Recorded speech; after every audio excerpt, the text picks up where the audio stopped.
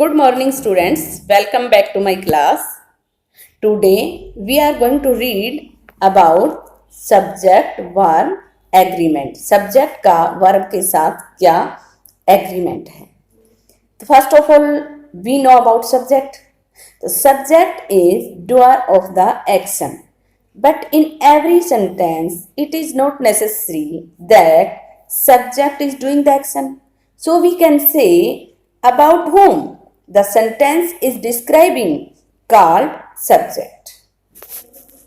Subject काम को करने वाला होता है, किंतु इन एवरी सेंटेंस यानी कि प्रत्येक सेंटेंस में इट इज नॉट नेसेसरी कि यह तो जरूरी नहीं है कि subject is doing the action भी सब्जेक्ट काम कर रहा हो. सो वी कैन से, इसलिए हम कह सकते हैं अबाउट होम जिसके बारे में the sentence is describing, sentence वर्णन कर रहा है, कॉल्ड सब्जेक्ट, उसे सब्जेक्ट बुलाया जाता है. अब इसका हिंदी में भी देख लेते हैं.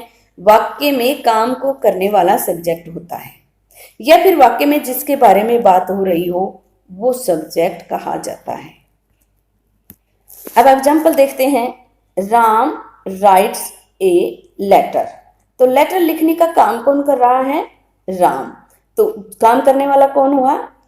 डूअर ऑफ द एक्शन मैंने बताया था, राम. सब्जेक्ट हुआ. अगला लिखते हैं ही इज ऑनेस्ट, वह ईमानदार है. तो इसमें तो कोई काम तो नहीं हो रहा. ईमानदार कौन है? किसके बारे में बताया जाए? ही के बारे में. तो जिसके बारे में बताया जाए वो सब्जेक्ट होता है. सेंटेंस जिसके बारे में वर्णन कर रहा है, तो सेंटेंस किसके बारे में वर्णन कर रहा है? ही के बारे में. तो ये सब्जेक्ट हुआ. अब हम वर्ब पे आ जाते हैं. तो verb action performed. The verb shows not only the action of the subject but also the state of the subject. Verb न केवल सब्जेक्ट के काम को दर्शाती है बल्कि सब्जेक्ट की अवस्था को भी बताती है. वही सेंटेंस फिर से लेते हैं. Ram writes a letter. Ram ने क्या किया? लेटर लिखने का काम. तो सब्जेक्ट के काम को किसने दर्शाया? राइट ने. Ram is no honest. तो यहाँ पे राम की अवस्था बताएगी, राम के बारे में सूचना देगी कि राम ईमानदार है. तो किसने बताया? इसने. तो ये हो गई वर्ब. अब इसका हिंदी में भी मैंने लिख दिया ताकि आपको और अच्छे से समझ आ जाए. क्रिया न केवल सब्जेक्ट के काम को दर्शाती है बल्कि सब्जेक्ट की स्थिति को भी दर्शाती है. कॉन्कॉर्ड मीन्स एग्रीमेंट, यानी कि सब्जेक्ट वर्ब के बारे में सीख लिया. अब एग्रीमेंट के बारे में देखते हैं. So subject verb concord suggest that. Concord का मीनिंग क्या होता है? एग्रीमेंट. इसलिए सब्जेक्ट वर्ब कॉन्कॉर्ड सुझाव देता है दैट की सब verb agrees with the number and person of the subject. क्रिया सब्जेक्ट के पर्सन और नंबर से एग्री होता है. अब दूसरे शब्दों में देखो. In other words, a singular subject takes a singular verb and a plural subject takes plural verb. यानी कि एक वचन सब्जेक्ट है तो वर्ब भी एक वचन आएगी और बहुवचन सब्जेक्ट है तो वर्ब भी बहुवचन. तो ये मैंने इसका हिंदी में भी दे दिया. सब्जेक्ट वर्ब एग्रीमेंट सुझाव देता है कि क्रिया सब्जेक्ट के नंबर और पर्सन के साथ एग्री करती है. यानी सब्जेक्ट एक वचन है तो क्रिया भी एक वचन होगी और सब्जेक्ट बहुवचन है तो क्रिया भी बहुवचन होगी. अब सेंटेंस देख लेते हैं. सी इज सिंगिंग ए सॉन्ग. तो यहाँ पे सब्जेक्ट सी एक वचन है तो क्रिया भी इज एक वचन I. We are singing a song. तो इसमें वी प्लूरल है तो क्रिया भी प्लूरल ही आई. अब काइंड्स ऑफ एग्रीमेंट कॉन्कॉर्ड ये कितने प्रकार के होते हैं? ये 2 प्रकार के होते हैं. पहला है, देखते हैं, word harmony of person, number और gender based on form. इस बात पे ध्यान दो. यानी कि शब्द का जो तालमेल है वो नंबर जेंडर का वो किस पे आधारित हो? फॉर्म पे, यानी कि उसके रूप पे, जैसे वो दिख रहा हो उसके दिखावे पे. Is called formal concord. जैसे कि एग्जाम्पल देखते हैं. 2 boys were in the class. इस वाक्य में इसमें सब्जेक्ट बॉयज है जो फॉर्म द मीनिंग दोनों प्रकार से प्लूरल है. यानी कि इसका रूप प्लूरल दिख रहा है, यानी कि इसके ऐसे लगा हुआ हमें दिख रहा है कि भी ये प्लूरल है और अर्थ भी लड़के प्लूरल ही है. तो दोनों में ही यानी कि एक ही अर्थ निकल रहा है. अतः इसके बाद प्लूरल वर्ब का प्रयोग होगा. वर्ब का। इस प्रकार के सब्जेक्ट वर्ब एग्रीमेंट को फॉर्मल कॉन्कॉर्ड कहते हैं। अब दूसरा देखते हैं, word harmony of person, number और जेंडर बेस्ड ऑन मीनिंग। उसमें किस पे आधारित थी? फॉर्म पे, यानी कि उसके रूप पे, जैसा वो दिख रहा था। अब की बार दिख कुछ रहा, अर्थ कुछ निकल रहा है। As opposed to formal concord, जो फॉर्मल कॉन्कॉर्ड होते हैं उसके बिल्कुल विपरीत, इज कॉल्ड नेशनल कॉन्कॉर्ड, इसे नेशनल बुलाया जाता है। जैसे no news is good news, कोई खबर न होना अच्छी खबर है। इस वाक्य में न्यूज दिखने में क्या है? अस लगा हुआ प्लूरल दिख रहा है, तथा इस दोनों मीनिंग के अनुसार तो सिंगुलर है, इसका मीनिंग तो सिंगुलर है और इसका मीनिंग भी सिंगुलर है, किंतु जो न्यूज का फॉर्म है वो प्लूरल है, यानी कि ये दिखने में इसका रूप प्लूरल दिख रहा है, अस लगा हुआ है, और इस सिंगुलर फॉर्म में। इस तरह के सब्जेक्ट वर्ब एग्रीमेंट को नेशनल कॉन्कॉर्ड कहते हैं। अब इनके कुछ रूल हैं, वो देखते हैं। Some rules about subject verb agreement, ये तो हमने उनकी थोड़ी सी डेफिनेशन देखी, अब रूल देखते हैं। If two or more singular subject joined by and, यानी कि दो से एंड से दो या इससे अधिक सिंगुलर एकवचन सब्जेक्ट कनेक्ट किए गए हों तो वर्ब क्या आएगी, वो हम देखते हैं। Delhi and Mumbai are big cities, तो ये दो शहरों के नाम जोड़ दिए तो दो लग रहे हैं, प्लूरल लग रहा है इसलिए आर आ गया। Ram and Shyam are now ready, ये भी दो हैं, राम और श्याम दोनों तैयार हैं। Rice wheat and pulse are available here, rice wheat and pulse यानी कि गेहूं चावल और दाल यहाँ पे उपलब्ध हैं, तो ये तीन दो से अधिक कनेक्ट कर रखे हैं। A horse and carriage is ready for us, अब यहाँ पे ये समझने वाली बात है, यानी कि ये भी है तो दो। एक घोड़ा गाड़ी, अब यहाँ पे देखो घोड़ा गाड़ी, यानी कि घोड़ा गाड़ी यहाँ बोध किस चीज का हो रहा है? एक का, घोड़ा गाड़ी हमारे लिए तैयार है। तो जहां सिंगुलर का बोध हो वहां पे सिंगुलर वर्ब आएगी। हमें ये नहीं कि भी एंड से जुड़ा हुआ तो प्लूरल है और आर लगा दिया, हमें उसका मीनिंग भी देखना पड़ेगा। आगे दूसरी वीडियो में कौन कौन से सिंगुलर माने जाते हैं ये भी मैं आपको क्लियर दे दूंगी, जैसे कि राइस एंड करी अगला सेंटेंस दे दिया, और भी बहुत सारे हैं जो मैं आपको दे दूंगी, ब्रेड एंड बटर, इस तरह से। तो अगली वीडियो में सिंगुलर किसको माना जाता है, प्लूरल किसको माना जाता है, वो सारी फ्रेज और वर्ड देने वाली हूँ मैं। अब हम इसमें सिर्फ हम रूल करने वाले हैं। तो हमें पता चला कि भी अगर बोथ सिंगुलर का हो रहा है, आभास ये हो रहा है कि भी एक ही चीज है, तो हमें सिंगुलर वर्ब यूज करनी है, और हमें ये आभास हो रहा है कि दो चीज हैं या फिर उससे ज्यादा है, तो हमें प्लूरल वर्ब का यूज करना है। बल्कि सेंटेंस को देखो, राइस एंड करी, कढ़ी चावल, ये भी एक ही डिश का नाम हुआ। इज माई फेवरेट डिश, ये देखो इससे पता चल रहा है एक डिश है ये, इसलिए इससे पता चल रहा है कि ये सिंगुलर है। इसलिए यहाँ पे ये नहीं है कि भी एंड आ गया और दो चीजें कनेक्ट कर रखी तो प्लूरल वर्ब भर देंगे, नहीं, हमें उसके मीनिंग को भी ध्यान में रखना है, और हमें ये भी ध्यान रखना है कि भी ये सिंगुलर माने जाते हैं, ये प्लूरल माने जाते हैं। तो वो मैं अगली वीडियो में देने वाली हूँ। अब आगे इससे एंड से कनेक्ट और क्या होता है, किसके साथ प्लूरल वर्ब आएगी और किसके साथ सिंगुलर, वो कुछ एग्जाम्पल और देखते हैं हम। अब मैं और बता देती हूँ, फर्स्ट 3 सेंटेंसेस में, यानी कि ऊपर जो 5 सेंटेंस दिए थे, हमें सब्जेक्ट के रूप में बहुवचन का बोध होता है। नेक्स्ट 2 सेंटेंस में हमें एक ही वस्तु होने का बोध होता है। ये मैंने आपको यहाँ पे लिख के भी दे दिया ताकि आप भूले ना, बाद में भी फिर से दोबारा रिवाइज करें तो आप ये पढ़ सकते हैं। Every man and every women, connect तो दो चीजें हुई हैं, लेकिन इनके साथ एवरी लगा हुआ है, इसलिए वर्ब सिंगुलर आएगी, हमें ये याद करना है। अगर दो सब्जेक्ट को एंड से कनेक्ट कर रखा और उनसे पहले एवरी, ईच, इस तरह से कुछ आ जाता है, यानी कि फिर वही बोध हमें सिंगुलर का होता है, तो वर्ब भी सिंगुलर ही आएगी। अब यहाँ पे no friend and no relative has anything to offer, तो यहाँ पे भी हमें सिंगुलर का ही बोध होता है। अब अगला सेंटेंस देखते हैं,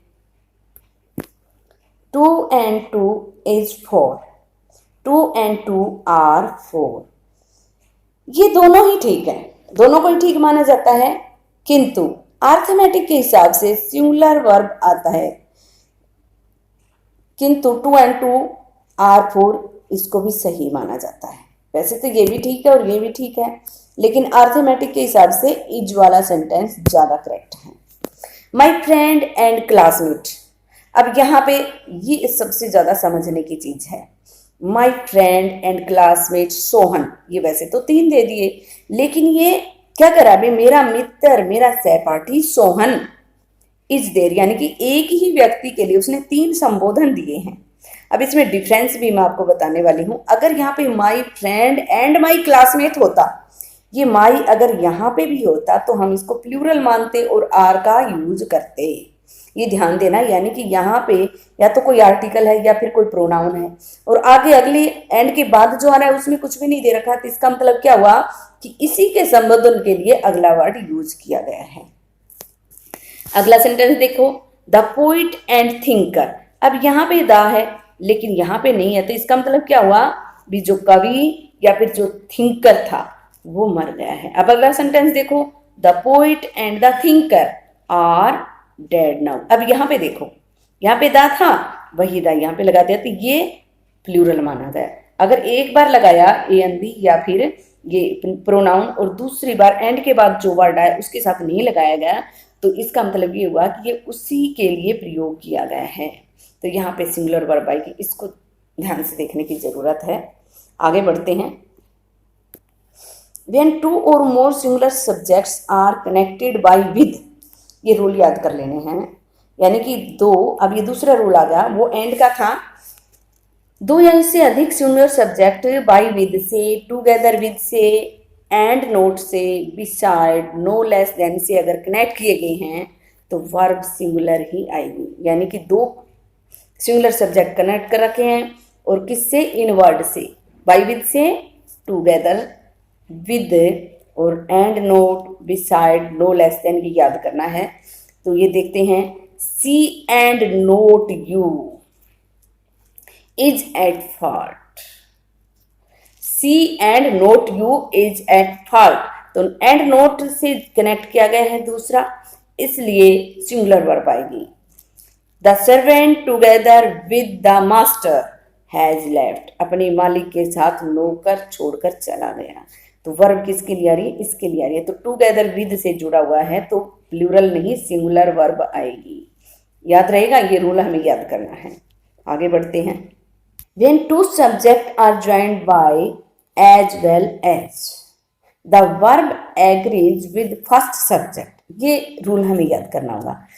पहले हमने क्या किया था, 2 सब्जेक्ट एंड से कनेक्ट किए गए हैं, तो वो वर्ब क्या आएगी, प्लूरल। अब करा 2 सब्जेक्ट एज वेल एज से कनेक्ट किए गए हैं, हमें ये रूल क्या याद करना है, एज वेल एज से कनेक्ट किए गए हैं तो वर्ब किसके अकॉर्डिंग आएगी, फर्स्ट सब्जेक्ट के according. My parents as well as I, 2 subject connect किए गए, एक तो माई पेरेंट्स हो गया और एक आई हो गया, और किससे कनेक्ट किए गए, एज वेल एज से। तो वर्ब किसके अकॉर्डिंग आएगी, फर्स्ट सब्जेक्ट के अकॉर्डिंग। तो फर्स्ट सब्जेक्ट क्या है, प्लूरल है, तो वर्ब भी प्लूरल आएगी, न कि इसके अकॉर्डिंग, इसके अकॉर्डिंग आएगी। तो my parents as well as I were present there, he as well as you, तो यहाँ भी ये 2 सब्जेक्ट एज वेल एज से कनेक्ट किए गए हैं, तो वर्ब किसके अकॉर्डिंग नहीं आएगी, यहाँ पे वर्ब बढ़नी थी, किसके अकॉर्डिंग आई, ही के अकॉर्डिंग वर्ब आई यहाँ पे। ये हमें याद करना है ये रूल। अगला देखते हैं, आइदर और, neither, nor, each, every one, every are followed by singular verb, यानी कि अगर ये है सेंटेंस में तो सिंगुलर वर्ब ही आएगी। एग्जाम्पल देखते हैं, नाइदर ऑफ देम रीचेज, यानी कि नाइदर आ गया, यहाँ पे इसको देख के तो प्लूरल लग रहा है, वर्ब हमें यहाँ पे भरनी थी, तो हमें तो इसके अकॉर्डिंग भरनी है, इसलिए रीचेज सिंगुलर आ जाएगी। The standard required, everyone is playing, each man has a car, तो वर्ब क्या है, सिंगुलर। एवरी, ईच है तो एवरी है तो singular verb I. when 2 subjects are joined by or, the verb agrees with the nearest subject। अब ये बात फिर से याद करने की है, अगर एज वेल एज से 2 सब्जेक्ट कनेक्ट किए गए हैं तो वर्ब आएगी पहले सब्जेक्ट के अकॉर्डिंग, फर्स्ट सब्जेक्ट के अकॉर्डिंग, और से कनेक्ट किया गया तो जो सबसे नजदीक है उसी के अकॉर्डिंग आएगी। अब हम एग्जाम्पल के माध्यम से देखते हैं, यू और ही, अब यहाँ पे वर्ब लगानी थी तो नजदीक कौन सा है और के, ये वाला है, ही है ना, यानी कि वर्ब के नजदीक ही है ना, यू तो है नहीं, यू तो वर्ब से काफी दूर गया तो नजदीक क्या है, ही है, और से कनेक्ट किया गया है तो ही के अकॉर्डिंग इज वर्ब आ गई। अब यहाँ पे वर्ब भरनी थी, यू और ही प्लेइंग। अब और ये वर्ब के कौन सा सब्जेक्ट नजदीक है, यू हैव की बार, तो वर्ब यू के अकॉर्डिंग आ गई क्योंकि और से कनेक्ट किया गया, यानी कि और से कनेक्ट किया गया है तो जो सब्जेक्ट वर्ब के नजदीक है उसी के अकॉर्डिंग वर्ब आएगी, और एज वेल एज से कनेक्ट किया गया है तो फर्स्ट सब्जेक्ट के अकॉर्डिंग वर्ब आएगी, और एंड से कनेक्ट किया गया है तो हमें ये देखना है कि हमें सिंगुलर का आभास हो रहा है या प्लूरल का। आगे बढ़ते हैं। राम और हिज टू फ्रेंड्स। अब यहाँ पे वर्ब भरनी थी हमें, तो ये फिर से और से कनेक्ट किया गया है, तो नज़दीक राम है तो राम एक वचन है, टू फ्रेंड्स तो नज़दीक है नहीं, तो वर्ब किसके अकॉर्डिंग आई, राम के अकॉर्डिंग। अब यहाँ पे भी यू और ही देयर, तो यहाँ पे और से कनेक्ट किया गया है और नज़दीक ही तो है नहीं, नज़दीक यू है इस वर्ब के, इसलिए वर्ब यू के अकॉर्डिंग आई। अब आगे देखते हैं। राम और श्याम इज नाउ रेडी, ये सेंटेंस मैंने पहले दिया था, दोबारा दे दिया। Ram and Shyam are now ready. Difference क्या है, ये और से कनेक्ट किया गया है और ये एंड से कनेक्ट किया गया है। अगर एंड से कनेक्ट किया गया है दो व्यक्तियों के नाम है तो आर वर्ब प्लूरल वर्ब आएगी, और से कनेक्ट किया गया है तो सिंगुलर वर्ब आएगी, क्योंकि ये तो जो उसके साथ में जो सब्जेक्ट है उसी के अकॉर्डिंग थी, ये सिंगुलर है तो सिंगुलर ही आएगी। अगला सेंटेंस देखिए। Neither Ram nor his friends were present there, तो यहाँ पे फिर से वर्ब किसके अकॉर्डिंग आएगी, जो नियरेस्ट है, तो नियरेस्ट प्लूरल है इसलिए वर आ गया। अगला रूल देखते हैं। Rule number 6, noun phrase as subject then verb must agree with the head word, यानी कि सब्जेक्ट में के रूप में अगर नाउन फ्रेज है तो वर्ब जो उस नाउन फ्रेज का जो है मुख्य शब्द है ना उसके अकॉर्डिंग आएगी। एग्जाम्पल से देखते हैं, वन ऑफ द बॉयज, तो यहाँ पे ये noun phrase they the subject के रूप में, और लड़कों में से मुख्य वर्ड क्या है, वन, इसके अकॉर्डिंग वर्ब आएगी, तो ये सिंगुलर है तो वर्ब क्या आ गई, लीव्स, सिंगुलर वर्ब आ गई। In our lane, lives in our lane, हमारी गली में रहता है। The typing of the letter, तो यहाँ पे मेन वर्ड क्या है, द टाइपिंग, वर्ब किसके लिए आई है, टाइपिंग के लिए, यानी पत्तर की टाइपिंग इज ओवर, कंप्लीट हो गई है, तो कंप्लीट क्या हुई है, टाइपिंग, तो मेन वर्ड क्या हुआ, टाइपिंग, इसलिए वर्ब किसके अकॉर्डिंग आएगी, टाइपिंग के अकॉर्डिंग। वैसे यहाँ पे लेटर्स था, ध्यान नहीं रहा मुझे। The pages of this book तो आर मिसिंग, मिसिंग क्या है, पेजेस, ये नाउन फ्रेज होगी तो इसका मेन वर्ड क्या हुआ, मिसिंग क्या है, पेजेस, तो मेन वर्ड क्या है, पेजेस, ये क्या है, प्लूरल, तो वर्ब क्या आएगी, plural. One of the players is still there, तो अभी भी कौन है, प्लेयर्स में से एक, तो मेन वर्ड क्या है, वन, तो प्लेयर्स में से एक अभी भी है, तो वर्ब किसके अकॉर्डिंग आएगी, वन के अकॉर्डिंग, इसलिए इज वर्ब आ गई। फिर से देख लो इन्हीं सेंटेंस को एक बार फिर से। One of the boys lives in our lane, हमारी गली में रहता लड़कों में से एक, तो मेन वर्ड क्या है, वन, तो वर्ब किसके अकॉर्डिंग आएगी, इसके अकॉर्डिंग नहीं आएगी। हम क्या देखते हैं कि ये प्लूरल है तो प्लूरल वर्ब लगा दी, नहीं, जो मेन वर्ड है यानी कि लड़कों में से एक रहता है, सारे थोड़े ही रहते हैं, तो मेन वर्ड ये हुआ इसलिए वर्ब सिंगुलर आएगी, ये सिंगुलर है तो। The typing of the letters, यहाँ पे लेटर्स था, इज ओवर, तो पत्तर की टाइपिंग ओवर हो गई यानी कि पूरी हो गई है, तो कंप्लीट क्या हुआ है, टाइपिंग का काम, तो मेन वर्ड क्या हुआ, टाइपिंग, ये सिंगुलर है यानी कि आभास हो रहा है एक का, इसलिए वर्ब भी सिंगुलर ही आएगी। The pages of this book are missing, missing क्या है, पेजेस, इस बुक के पेजेस, तो ये तो नाउन क्लॉज होगी, तो मिसिंग मेन वर्ड क्या हुआ, पेजेस, पेजेस क्या है, प्लूरल, इसलिए वर्ब भी प्लूरल।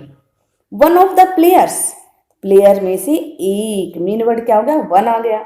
इज स्टिल देयर, हम क्या देखते हैं कि हम ये प्लूरल है और उसको देख के तुरंत प्लूरल वर्ब लगा देते हैं, नहीं, हमें पहले वाक्य को समझना है कि वर्ब किसके लिए आ रही है, तो वर्ब तो इसके लिए आ रही है, वन के लिए, इसलिए इज आ जाएगा। अगला रूल देखते हैं। ए नंबर ऑफ कंसिडर्स प्लूरल, ए यहाँ पे क्या द नंबर ऑफ, डिफरेंस क्या है, फर्स्ट में हमने ए लगा दिया, फर्स्ट में हमने ए लगाया है ए, और सेकंड में हमने द लगा दिया, नंबर का नंबर, ऑफ का ऑफ। तो ए नंबर ऑफ को तो प्लूरल माना जाता है और द नंबर ऑफ को कंसीडर यानी कि सिंगुलर माना जाता है। यानी कि ए नंबर ऑफ का मीनिंग होता है बहुत और द नंबर ऑफ संख्या के का बोध कराता है। अब सेंटेंस देख लेते हैं। ए नंबर ऑफ आया हुआ है तो प्लूरल वर्ब आएगी। A number of boys are there, यानी कि बहुत सारे लड़के वहाँ हैं। यहाँ पे the number of boys is 10, लड़कों की संख्या 10 है। तो यहाँ पे इसके अकॉर्डिंग वर्ब आई है। आया समझ में? यानी कि हमें ये देखना ए है तो प्लूरल वर्ब और नंबर के साथ द है तो सिंगुलर वर्ब।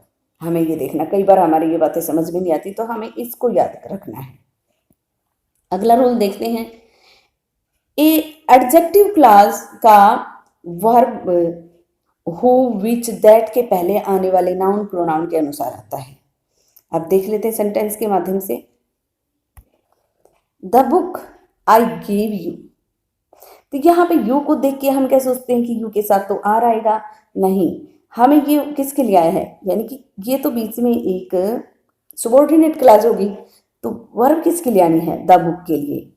तो बुक जो मैंने तुम्हें दी थी इज इंटरेस्टिंग, रोचक है। तो यहाँ पे वर्ब किसके लिए है, मैंने कहा था ना यहाँ पे हु विच, ये वर्ड इसने दिया नहीं लेकिन अर्थ तो वही निकल रहा है। तो वर्ब किसके लिए आनी है, इसके लिए, इसके according singular verb. The books I give you, फिर से वही आ गया, किताबें जो मैंने तुम्हें दी थी आर इंटरेस्टिंग। तो अब ये बुक्स होगी यानी कि प्लूरल हो गया तो वर्ब भी प्लूरल आ गई। कुछ सेंटेंस और देखते हैं।